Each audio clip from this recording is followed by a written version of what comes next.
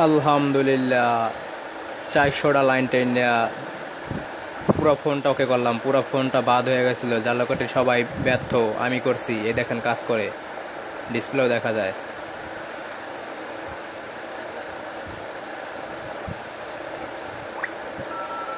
আলহামদুলিল্লাহ, মাশাআল্লাহ।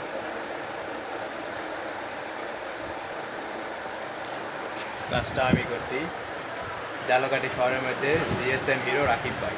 তো ফেসবুক পেজে ছাড়বো না, আপনারা পাবেন না।